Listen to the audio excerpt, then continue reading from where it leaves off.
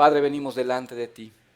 Tu palabra nos enseña que no regresa a ti vacía, sino que cumple el propósito por el cual tú la enviaste. Y esa es nuestra esperanza, nuestra confianza de que tu palabra produce, Señor, el fruto que tú esperas y que tú demandas de tu pueblo.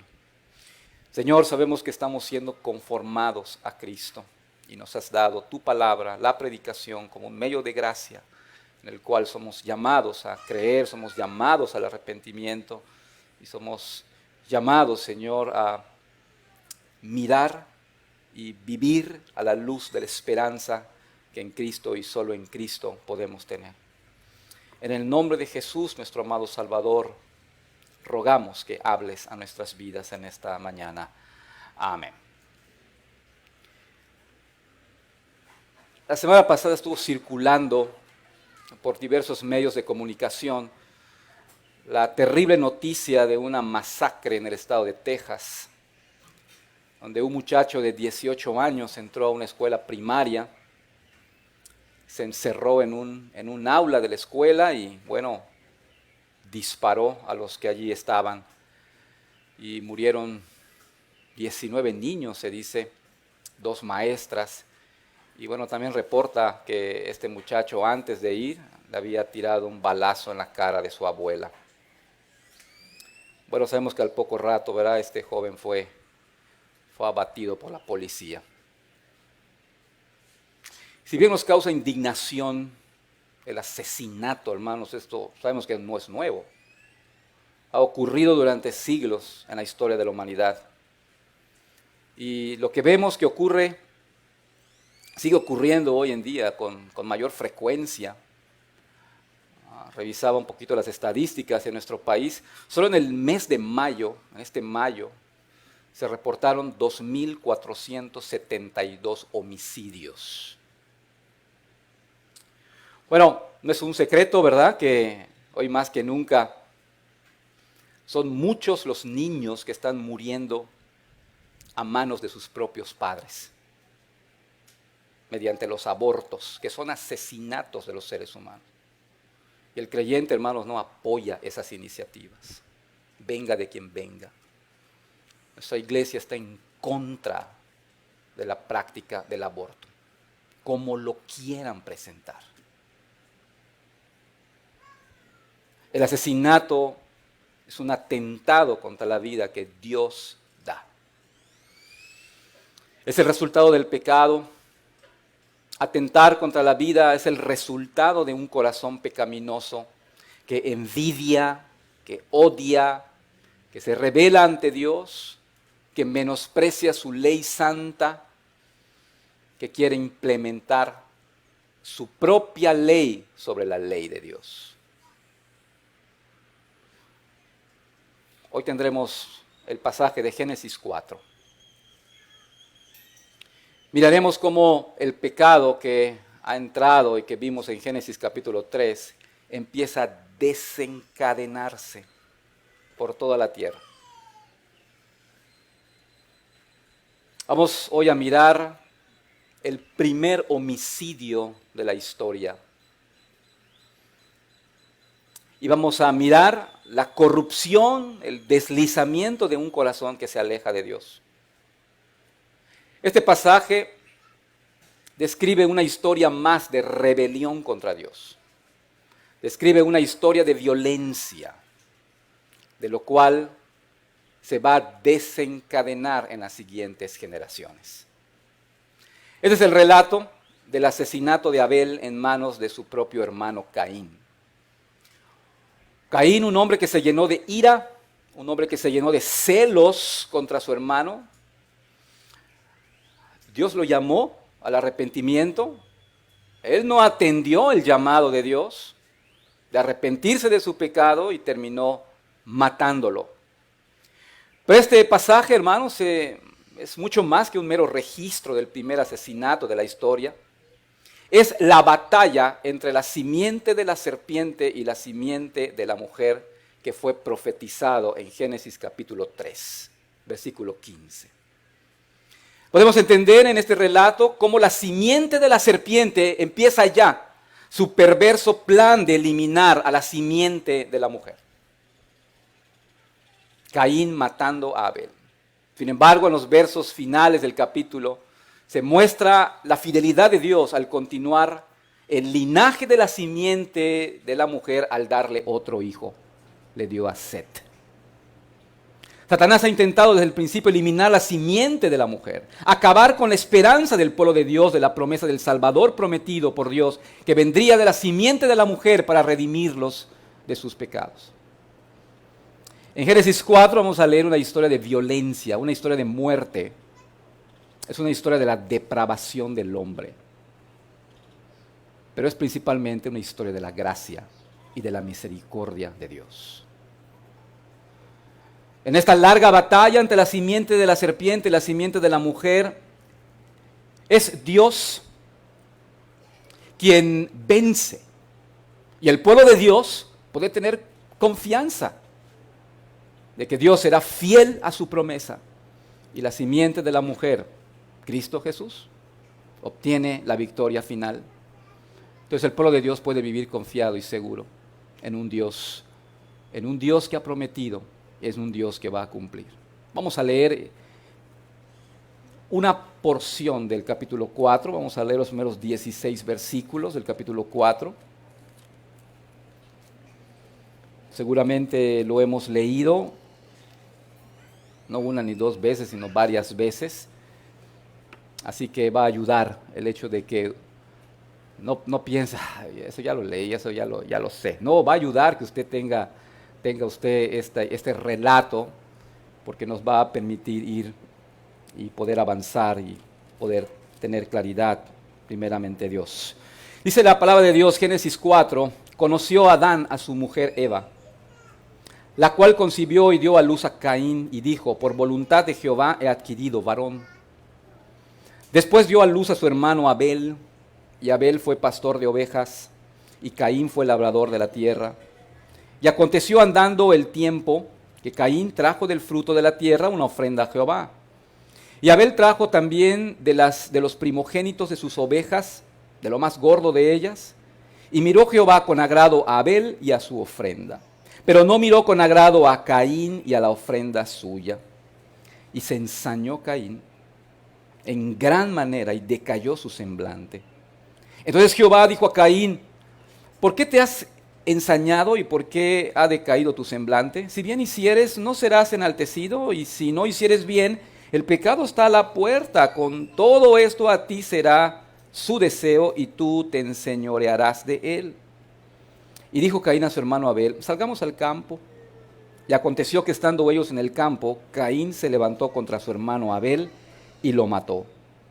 Y Jehová dijo a Caín, ¿dónde está Abel tu hermano? Y él respondió, no sé, ¿soy yo acaso guarda de mi hermano? Y él le dijo, ¿qué has hecho? La voz de la sangre de tu hermano clama a mí desde la tierra. Ahora pues, maldito seas tú de la tierra, que abrió su boca para recibir de tu mano la sangre de tu hermano. Cuando labres la tierra, no te volverá a dar su fuerza. Errante y extranjero serás en la tierra. Y dijo Caín a Jehová, grande es mi castigo para ser soportado. He aquí me echas hoy de la tierra y de tu presencia me esconderé y seré errante y extranjero en la tierra y sucederá que cualquiera que me hallare me matará. Y le respondió Jehová, ciertamente cualquiera que matare a Caín 7 veces será castigado. Entonces Jehová puso señal en Caín para que no lo matase cualquiera que le hallara. Salió pues Caín de delante de Jehová y habitó en tierra de Nod, al oriente del Edén. Padre, venimos delante de ti, rogando, suplicando tu guía, tu dirección en esta mañana. Habla a nuestras vidas, Señor, y que tu palabra no regrese a ti vacía. Ese es nuestro ruego, en el nombre de Jesús. Amén. En los primeros 16 versículos es una narrativa, es la que acabamos de leer. Luego va a entrar con una genealogía y luego termina ya mostrando cómo Dios es fiel dando a Set. Y luego en el capítulo 5 vamos a ver una larga genealogía que en su momento lo vamos también a notar. Hoy solamente nos vamos a enfocar en esta primera narrativa y la he dividido en 7 breves escenas. Vamos a analizar rápidamente las escenas de esta trama, que es una trama triste, donde hay violencia, donde hay muerte, pero nuestra intención es estar enfocándonos en la gracia de Dios de continuar, de ser fiel a su proyecto divino. Y la primera escena, bueno, creo que nos ayudan allá, o se trabó. Bueno, la primera escena que tenemos aquí es el nacimiento de Caín y Abel, ¿verdad? Y es interesante porque en el contexto de las maldiciones de Dios que ha emitido como consecuencia del pecado, de la rebelión de Adán, tenemos aquí la bendición que Dios está concediendo, el regalo de la vida. Conoció Adán a su mujer Eva, dice, la cual concibió y dio a luz a Caín y dijo, por voluntad de Jehová he adquirido varón. Bueno, sabemos que conocer aquí se refiere a la intimidad profunda de los esposos que trae como resultado el fruto de su amor, que son los hijos. Era el primer embarazo que ocurría en la historia. Este embarazo de Eva debió asombrarlos a ellos dos, ¿no? Al ir viendo cómo el vientre de Eva iba creciendo y allí había algo, ¿no? Seguramente oían el latido del corazón, se gestaba vida, y bueno, seguramente los puso contentos. Los puso felices, pues eran padres primerizos, ¿no? Creo que varios aquí ya pasamos por esa etapa de ser padres primerizos y nos empieza a asombrar todo lo que estamos viendo, ¿verdad? Bueno, culminando los 9 meses de embarazo, pues dio a luz al primer hijo, al que llamó Caín. Hemos de suponer, ¿verdad?, que Eva experimentó los primeros dolores físicos de su vida durante el parto. Pero todo pasó cuando da a luz a su primer bebé, su primer hijo. Dice la Biblia que fue el primer hijo varón nacido. Recuerden que Adán le puso a su mujer varona, ¿no? Isha, porque del Ish fue tomado. Y aquí está viendo Eva, otro Ish me dieron, o sea, otro varón. El mismo género del papá, otro varón. Y bueno, Eva aquí reconoce que este regalo ha venido del Señor, dice allá, por voluntad de Jehová, dice, he adquirido varón. O sea, Dios me lo dio. Sus palabras expresan fe en Dios. El nombre Caín es similar a una palabra hebrea que significa obtener. O sea, que parece haber aquí un juego de palabras, ¿no? Obtuve y le llamé obtenido, por así decir, ¿no? Lo llamó Caín. Podemos notar que Adán ha confiado en la promesa de Dios de Génesis 3:15. ¿Se acuerdan que le puso a su mujer Eva, diciendo que ella sería la madre de todos los vivientes? Y bueno, las palabras de Eva aquí, por voluntad de Jehová he adquirido varón, expresan la fe de Eva en Dios. Tal vez Eva pudo haber pensado que este hijo era el prometido por Dios que aplastaría la cabeza de la serpiente. Parece atar cabos aquí Eva diciendo, bueno, me ha concedido un primogénito, es un varón, debe ser el prometido, el que va a aplastar la cabeza de la serpiente. Bueno, ya sabemos nosotros que él no es el hijo prometido. Luego leemos que Dios le concedió otra bendición a Eva, debió duplicar esto su alegría. Versículo 2, después dio a luz a su hermano Abel. Abel fue pastor de ovejas, Caín labrador de la tierra. Se convirtió Eva en madre de otro Ish, de otro varón. Le llamaron Abel. Hay quienes piensan que Abel pudo ser el hermano gemelo de Caín. Ahora Eva comparte su vida con 3 varones. Su esposo Adán, sus 2 hijos, Caín y Abel. El nombre Abel, curiosamente en hebreo, significa vanidad o mero soplo. Bien pudiera avisar de la brevedad de la vida de Abel.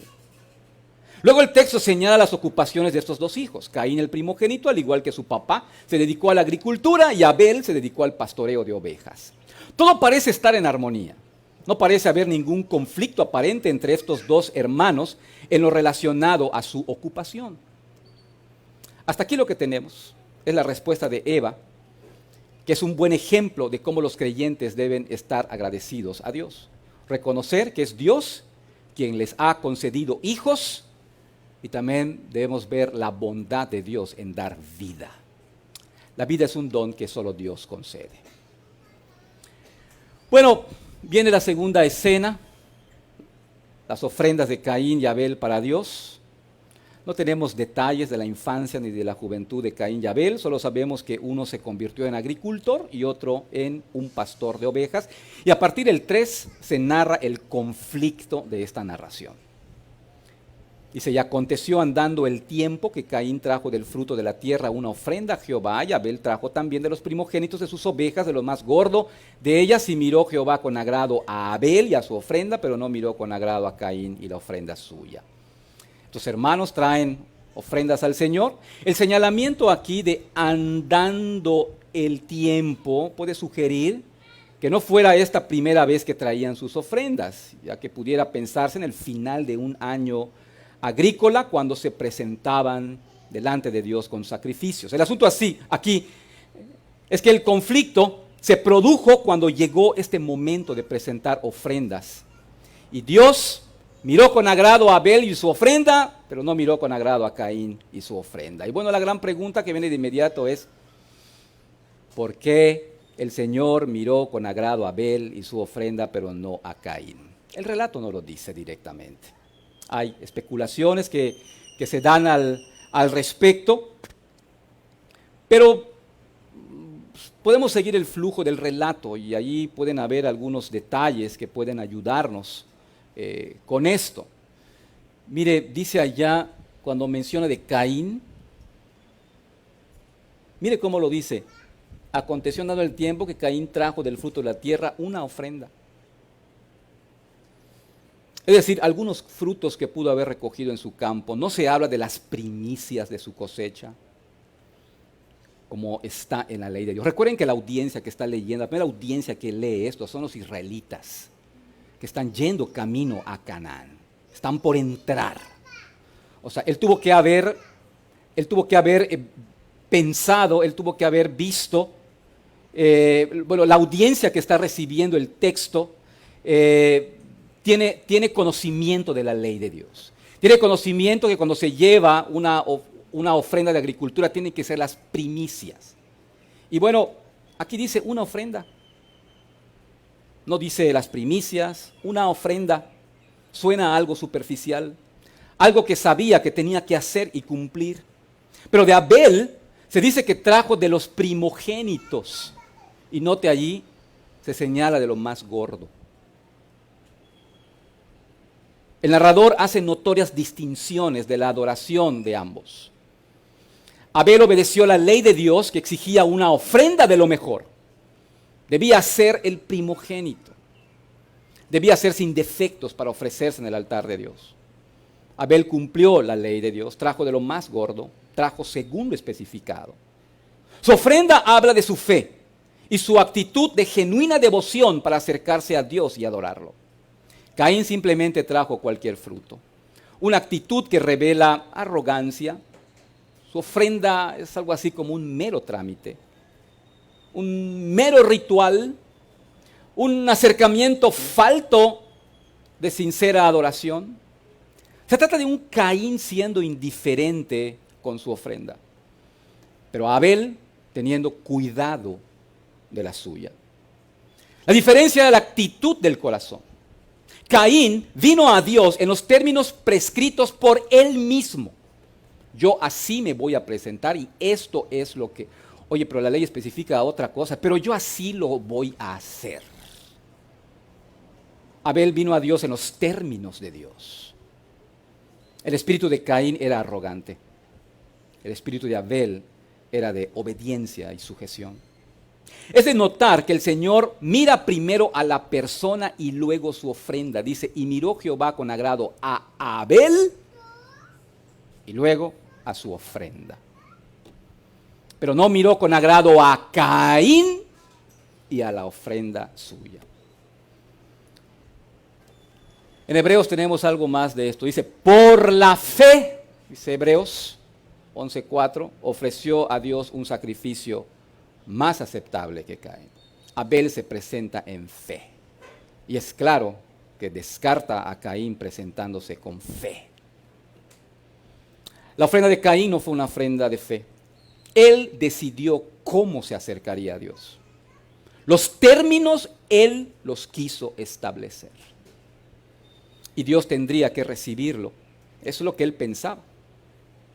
Y a su ofrenda, pero esto no es posible delante de Dios Santo, del Dios Santo. Mire lo que dice Miqueas 6, 7, 8. ¿Se complacerá el Señor con miles de carneros o con 10,000 arroyos de aceite? ¿Ofreceré mi primogénito por mi delito, al fruto de mis entrañas por mi pecado? Ya se te ha declarado lo que es bueno. Ya se te ha dicho lo que de ti espera el Señor. Practicar la justicia, amar la misericordia y humillarte ante tu Dios. Caín no se presentó en humildad ante Dios. Él se presentó con soberbia. Dios miró su corazón. Tercera escena. Dios rechaza esa ofrenda. Y Caín se enoja. Y Dios le advierte. De ninguna manera agradó a Caín. De allí su gran enojo. Dice, y se ensañó Caín en gran manera y decayó su semblante. La desaprobación de Dios debió llevar a Caín a la reflexión. Bueno, ¿por qué habrá hecho esto Dios? Debió llevar a Caín a la reflexión de la actitud de su corazón al presentar su ofrenda. Debió haber aquí, Caín, una muestra de la gracia de Dios. Debió arrepentirse, debió pedir humildemente el perdón de Dios, pero no lo hizo. Caín se enojó, se ensañó. Ese verbo, ensañar, significa se encendió de ira. Fue tan intenso su enojo que su rostro se deformó. ¿Le ha pasado que estás tan enojado? Y es que te pasa nada. Caín estaba muy enojado con Dios. Y por supuesto lleno de celos de su hermano Abel. Entonces Dios intervino, versículo 6. ¿Por qué te has ensañado? ¿Por qué ha decaído tu semblante? Si bien hicieres, ¿no serás enaltecido? Y si no hicieres el bien, el pecado está a la puerta. Dios le habla a este hombre enfurecido y le hace preguntas para hacerlo reflexionar sobre su proceder. Lo llama a reflexionar y a hacer lo correcto. Caín aquí, hermanos, no es ninguna víctima indefensa del pecado original causado por la desobediencia de sus padres. Reaccionó así, pues porque por el pecado original. Aquí vemos que el Señor sugiere que Caín puede hacer el bien. Si bien hicieres, esto es, si obedeces la ley de Dios, Caín es llamado a luchar contra el pecado, a hacer el bien y ser aceptado por Dios. También le pregunta, también el Señor le presenta aquí un cuadro desgarrador al que Caín debe poner atención. Si no hicieres el bien, el pecado está a la puerta. En la NBI se lee, pero si haces lo malo, el pecado te acecha como una fiera lista para atraparte. No obstante, tú puedes dominarlo. Esa es la primera ocasión que se usa en la Biblia la palabra pecado. Y se personifica como una fiera salvaje. El pecado a la puerta era el propio pecado de Caín. La bestia estaba dentro de él. Desafortunadamente la advertencia hecha a Caín rebotó en su corazón endurecido y él continuó alimentando su enojo contra Dios y sus celos contra su hermano. Sus deseos perversos de Caín se apoderaron de él, es decir, sus deseos se enseñorearon de él. Cuarta escena, el asesinato. Este relato alcanza aquí, en este verso 8, el clímax. Y dijo Caín a su hermano Abel: salgamos al campo. Y aconteció que estando ellos en el campo, Caín se levantó contra su hermano Abel y lo mató. ¿Por qué invitaría Caín a su hermano a ir al campo? ¿Será que para compartirle su lucha con los celos y su enojo con Dios y pedirle apoyo en oración? Definitivamente que no. Para los israelitas, este señalamiento de llevarlo al campo conlleva la idea de alevosía y ventaja. Pero ¿será que Caín no quería llegar a tanto, nada más darle un escarmiento a su hermano y ya? Es claro que no se trató de un accidente. La palabra que se usa aquí implica violencia despiadada. Caín mató intencionalmente a su hermano. Es un hecho que quería matar a su hermano. Cualquier crimen cometido en el campo se consideraba premeditado. Dice Greidanus: matar a alguien lejos en el campo silencia los gritos de la ayuda de la víctima y no deja testigos. Aquí está el primer homicidio. Bueno, el primer fratricidio. Eran hermanos, se trataba de su hermano, alguien parecido a él. Ambos eran descendientes directos de padre y madre. Caín permitió que su amargura, su enojo creciera y finalmente lo vemos matar a su hermano. No fue esta muerte, hermanos, tristemente el resultado de la vejez, sino de un premeditado asesinato. Podemos ver cómo el pecado empieza a esparcirse. Estas son las consecuencias del pecado. Debió haber sido, hermanos, un duro golpe para Adán y Eva estar parados frente al cadáver de su hijo. Según Caín, no hubo testigos de su crimen. Pero estaba equivocado, sí hubo testigos. Dios vio el horrible crimen de Caín. Y aquí entramos a la quinta escena. Dios llama a Caín para rendir cuentas. Jehová le dice a Caín: ¿dónde está Abel tu hermano? Y miren cómo responde: no sé, ¿soy yo acaso guarda de mi hermano? Caín miente ante la pregunta que le hace el Señor. ¿No sabía acaso dónde estaba su hermano? Claro que lo sabía, lo habían matado. Su mentira solo estaba revelando su corazón de depravación. Note que esta respuesta es insolente, es desafiante. Caín responde con soberbia. Es claro que no teme a Dios. Es claro que hay odio en su corazón. El asesinato que había cometido y su descarada mentira, revela que él no es el hijo de la simiente de la mujer que aplastará la cabeza de la serpiente. Este hijo era del bando contrario. Era hijo de la simiente de Satanás que quiere destruir a la simiente de la mujer. Su odio hacia Dios y sus celos contra su hermano fue alimentado de manera que deseó la muerte de su hermano. La planeó, la premeditó, la buscó y la consiguió. Esto es lo que ocurre cuando rechazas a Dios y rechazas su palabra. Pablo señaló esto allá en capítulo 1 de Romanos. Dice: como estimaron que no valía la pena tomar en cuenta el conocimiento de Dios, Él a su vez los entregó a la depravación mental para que hicieran lo que no debían hacer. Y se han llenado de toda clase de maldad, perversidad, avaricia, depravación. Están repletos de envidia, homicidios, disensiones, engaños y malicia. Es el resultado de decir: ya no voy a seguir tu palabra, ahora la ley la pongo yo. Vivir de acuerdo con tu propia ley impuesta solo te va a llevar a estos asuntos terribles, que es el camino que lleva a destrucción y muerte. Dios llama a cuentas a Caín, lo confronta con su crimen. Pensó que su crimen fue secreto. Seguramente escondió bien el cuerpo de su hermano, lo enterró, lo quemó. Pero Dios le dice: hey, la voz de la sangre de tu hermano clama a mí desde la tierra. La voz de la sangre de Abel no sería silenciada. Dice el pastor Hughes: Caín aprendió algo que no había considerado previamente. El cuerpo, aunque cubierto de tierra, no podía ocultarse porque su sangre clamaba a Dios.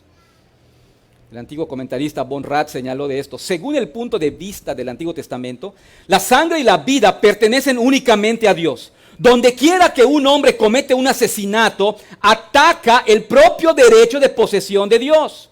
Destruir la vida va mucho más allá de la esfera propia del hombre. La sangre derramada no puede ser excavada bajo tierra. Clama en voz alta al cielo y se queja directamente al Señor de la vida. Entonces Dios actuó en consecuencia. De aquí la escena siguiente. Juicio para Caín. Ahora pues, maldito seas tú de la tierra, que abrió su boca para recibir de tu mano la sangre de tu hermano. Cuando labres la tierra no te volverá a dar su fuerza, errante y extranjero serás en la vida. En la NTV dice así: ahora eres maldito y serás expulsado de la tierra que se ha tragado la sangre de tu hermano. La tierra ya no te dará buenas cosechas, por mucho que la trabajes. De ahora en adelante serás un vagabundo sin hogar sobre la tierra. Esta es la primera ocasión en las Escrituras donde se maldice a un ser humano. Dios maldice a Caín. Ahora tiene algo en común con la serpiente: el hecho de recibir maldición de parte de Dios. El lenguaje es el mismo que se usó en el capítulo 3, versículo 14. Recordemos que Dios en su misericordia no pronunció maldición contra Adán y Eva. Dios no dijo, maldita seas Eva o maldito seas Adán. Pero en el caso de Caín sí lo maldice, maldito seas tú. Lo condena a padecer laboralmente. La tierra sería ahora su enemiga.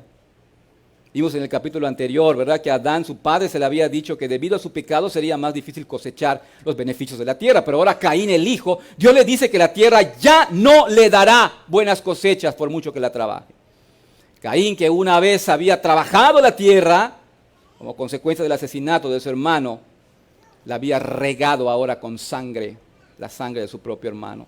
Y esa sangre estaba clamando justicia. Es también condenado a ser un vagabundo sin hogar sobre la tierra, de modo que fue expulsado de ella para siempre, para vagar sobre ella como un enemigo. El pecado solo trae miseria. En Génesis 3, Dios maldijo a la serpiente y ahora maldice a Caín. Esto una vez más confirma que Caín no es el hijo de la simiente de la mujer que aplastará la cabeza de la serpiente. Es simiente, pero de la serpiente, Satanás. La escena última de esta narrativa es el lamento de Caín por su castigo. Pero aquí está la gracia de Dios.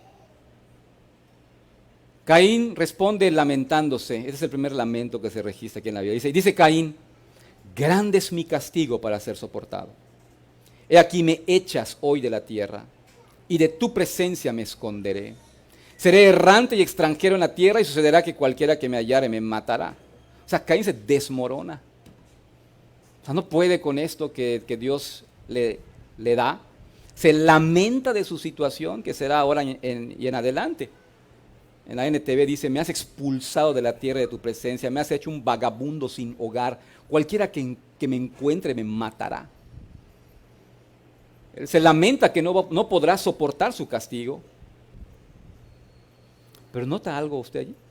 No hay arrepentimiento de su pecado. No siente dolor por haber matado a su hermano. Tampoco siente compasión por el sufrimiento de sus padres. Y mucho menos se lamenta haber pecado contra Dios. Su lamento es por él mismo, por las consecuencias que enfrentará. Como dijo el pastor Hughes, el lobo ahora teme ser devorado.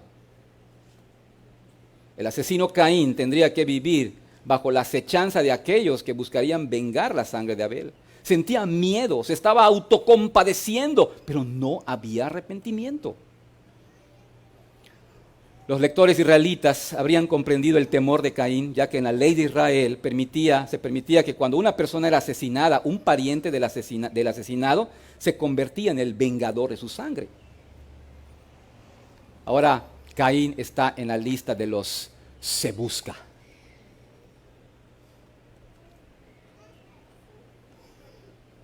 Caín se había pasado al bando de la simiente de la serpiente, se había unido al bando contrario, había asesinado a la simiente de la mujer, por lo que esa maldición de parte de Dios era justa. Caín debía enfrentar todo el peso de la ley de Dios, ojo por ojo, diente por diente. Sin embargo, sorprendentemente Dios escucha su lamento y atiende a su lamento, y le dice el Señor, ciertamente cualquiera que matare a Caín, 7 veces será castigado. Entonces Jehová puso una señal en Caín para que no lo matase cualquiera que le hallare. La misericordia de Dios, al prometerle a Caín protección. Le asegura que cualquier justiciero que quisiera tomar venganza sería severamente juzgado. Y luego le puso una marca. Esto no quitó su castigo, de ser echado de la tierra y de la presencia de Dios. Esto estaba declarado. Lo que sí parece haberle es apaciguado el miedo a Caín de recibir una muerte violenta a causa de los posibles vengadores de Abel. No sabemos qué clase de marca le habrá puesto el Señor. Hay quienes piensan que era una especie de tatuaje. Los antiguos rabínicos decían que la señal era un perro que acompañaba a Caín en sus andanzas. El texto no dice, y tampoco es importante. Lo que importa es lo que representaba la marca. Una muestra de la gracia asombrosa de Dios, el favor no merecido. Caín fue maldecido y separado de Dios, pero guardado por Dios. La vida de Caín todavía pertenecía a Dios, llevaba la imagen de Dios, por muy desfigurada que estuviera esa imagen. El comentarista Derek Kidner señala que la respuesta de Dios es casi un pacto, convirtiéndose él en el Goel o en el protector de Caín. Sea lo que fuera la marca que Dios les puso, lo que vemos aquí es la sublime y asombrosa gracia de Dios. Esta fue la máxima misericordia que Dios pudo hacer y hace por los que no se arrepienten. Y esta primera trama termina en el verso 16. Salió pues Caín delante de Jehová y habitó en tierra de Nod, al oriente de Edén. El que nació por voluntad de Jehová ahora salió delante de Jehová y habitó en tierra de Nod. Aquí parece haber un juego de palabras, ya que el nombre de Nod se asocia con la idea de vagar, andar errante. Y en esa tierra es donde Caín iba a vivir como vagabundo y sin hogar. Donde quiera que esté la tierra de Nod, dice que está al oriente del Edén. Cuando Adán y Eva cayeron en pecado, fueron expulsados del jardín, lejos de la presencia de Dios, al oriente del Edén. Ahora Caín se ve obligado a alejarse aún más de la santa presencia de Dios, al oriente del Edén. Este es un relato de violencia y muerte. Es una historia de la depravación del hombre, pero es sobre todo una historia de gracia. Es una historia de la misericordia de Dios. Este relato describe la larga batalla entre la simiente de la serpiente y la simiente de la mujer. Se ve en este relato de Caín matando a Abel. Y se ve también a lo largo de las Escrituras, por ejemplo, en el relato del faraón matando a los bebés de Israel. Se ve también en las historias de los varios reyes de Israel matando a los profetas de Dios. En el Nuevo Testamento se ve también en el inmoral Herodes intentando matar a Jesús de bebé. Se ve esto también a Satanás contra Jesús, queriendo aniquilarlo con sus tentaciones en el desierto, infundiéndole terror en el Getsemaní, con sus burlas para hacerlo sentir abandonado por su padre en la cruz. Pero el final ya se escribió. La simiente de la serpiente no eliminó a la simiente de la mujer. Sí, Abel fue asesinado, pero Dios proveyó a Set. Y de él vino una gran descendencia de donde llegó el Mesías prometido, Cristo Jesús. La simiente de la mujer que aplastó en la cabeza a Satanás con su muerte en la cruz y su resurrección. Grandes contrastes podemos ver entre Caín y Cristo Jesús, que deben afirmarnos en nuestra esperanza y poner nuestros ojos en Jesús, nuestro Salvador. A Caín se le dijo que debía dominar al diablo y sus tentaciones que estaban a la puerta acechándole, y no pudo dominarlo. Pero Jesús dominó al diablo cuando fue tentado. De aquí que en Cristo tenemos victoria sobre el pecado y ya no hay más condenación para los que están en Cristo. Caín le quitó la vida a su hermano, pero Jesús dio su vida por sus hermanos. En Cristo estamos seguros. En Cristo somos salvos de la condenación. Sí, aún vivimos en medio de este mundo caído. Un mundo donde impera el mal, donde se aprueban leyes para asesinar, leyes para legalizar la rebelión contra el plan y diseño de Dios, leyes para matar a las voces que denuncian la rebelión del hombre contra Dios. pero Satanás no prevalecerá.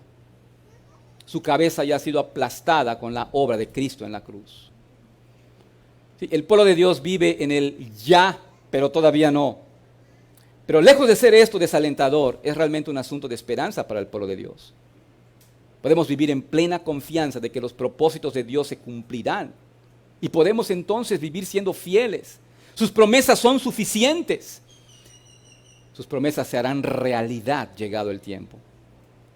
Amados hermanos, resistamos.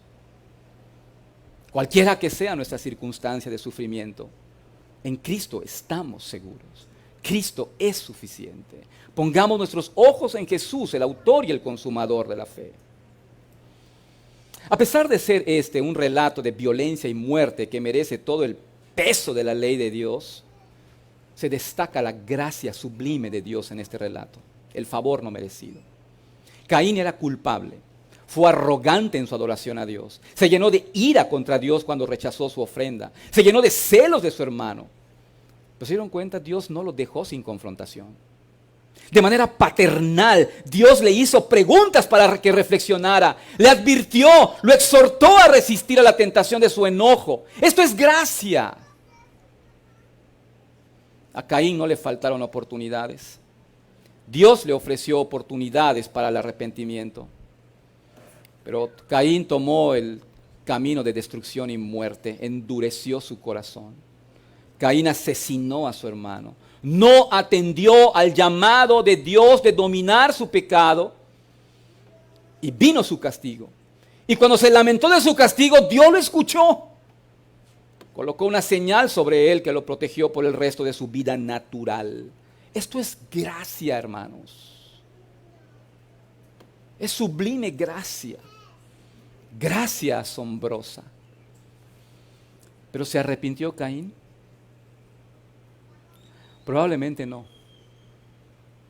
Las escrituras del Nuevo Testamento hablan de Caín en forma negativa. En 1 de Juan 3:12 dice, no como Caín, que era del maligno y mató a su hermano. ¿Y por qué causa le mató? Porque sus obras eran malas y las de su hermano justas. No sabemos qué sucedió con él finalmente. ¿Pudo haber respondido a Dios? ¿Caín no estaba más allá de la gracia de Dios? Pero pensemos, ¿hay algún llamado de arrepentimiento para ti esta mañana? ¿Algún pecado que acecha a tu puerta buscando devorarte? ¿Algún rencor? ¿Algún enojo? ¿Ira? ¿Celos de alguien? ¿Envidia? ¿Algún pecado secreto? ¿Alguna relación ilícita que tienes? ¿Algún acto inmoral que crees que nadie te ve?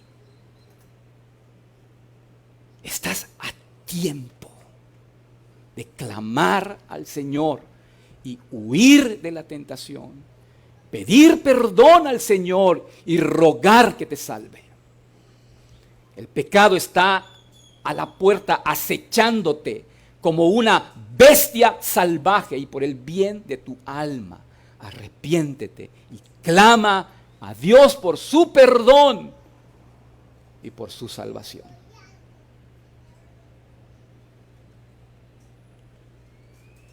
Tal vez has cometido ya un acto terrible de pecado y tal vez piensas que ya no hay perdón para ti. Las Escrituras nos dicen que al venir a Cristo Jesús, el único y suficiente Salvador, mire lo que dice Hebreos, a Jesús, el mediador de un nuevo pacto, y a la sangre rociada que habla mejor palabra que la sangre de Abel. La sangre de Abel clama pidiendo venganza, una justa venganza. Pero la sangre derramada de Jesús proclama perdón a todos los que vienen a Él. La sangre de Jesús es una mejor sangre que la de Abel. Así que hay gran esperanza para nosotros los pecadores. La sangre de Jesús lavará todos los pecados ocultos de aquellos que arrepentidos vienen a Él. Su sangre también expía nuestros pecados públicos, no es cualquiera que estos sean. Por eso en Cristo está nuestra firme esperanza. Y esto es la gracia del Señor. Sí, es una historia terrible de venganza, no de venganza, de violencia, de muerte. Pero este texto expone, hermanos, finalmente la gracia del Señor y un llamado al arrepentimiento y un llamado a venir a Él.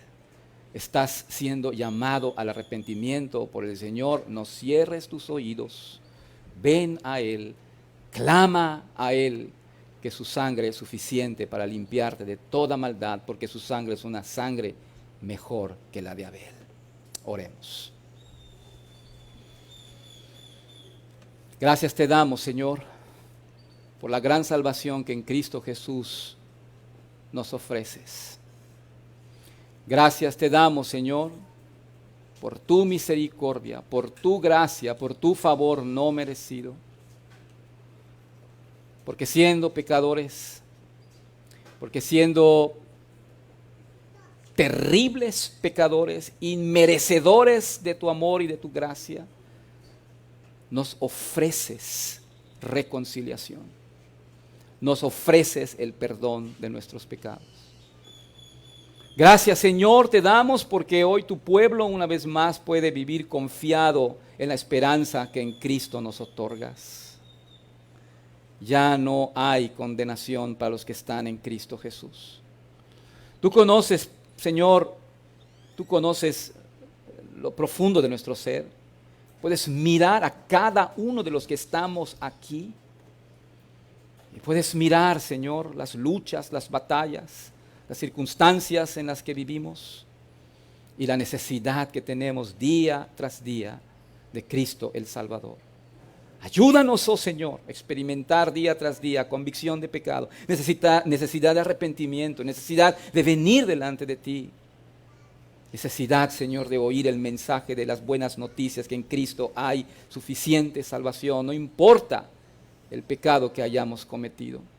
Guíanos, oh Señor, día tras día al arrepentimiento y a vivir en una comunión creciente contigo a través de Cristo. Te lo rogamos en el nombre de Jesús. Amén.